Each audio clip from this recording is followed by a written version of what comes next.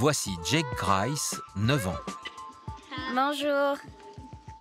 Je souffre d'OI, ce qui veut dire ostéogenèse imparfaite. À tout instant du jour et de la nuit, chaque os du corps de ce petit garçon de 9 ans Voilà comment je me déplace. menace de se fracturer. Si je me cogne la jambe sans faire attention, elle peut se casser. Comment tu utilises ton pouvoir?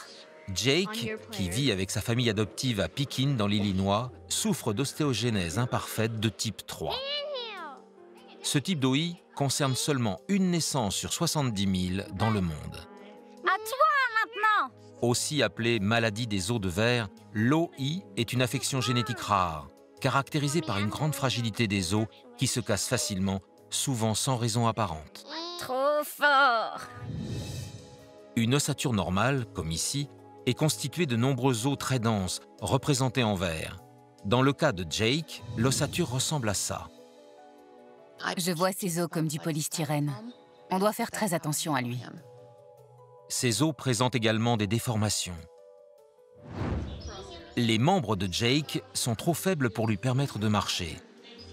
Il se déplace donc sur les fesses ou dans son fauteuil roulant. Et tu m'entends? 1, 2, 3, 1, 2, 3. Le risque de fracture est très important chez lui. Il se casse quelque chose tous les jours ou presque. 1, 2, 3, à vous.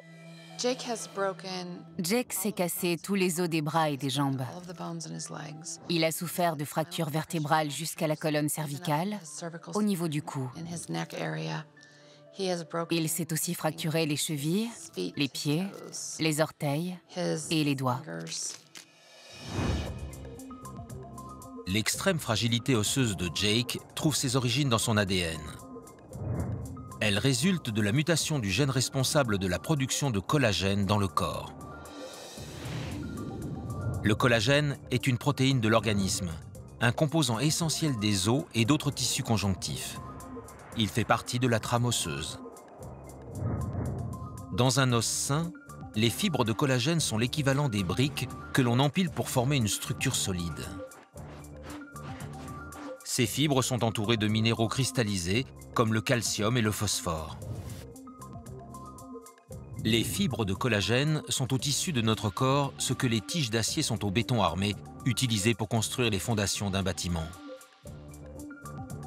Le collagène assure l'élasticité, tandis que les minéraux apportent de la force. Mais chez les patients souffrant de cette maladie, le gène mutant pousse le corps à produire un collagène défectueux. Plus les fibres de collagène sont anormalement synthétisées, plus les os du squelette sont affaiblis.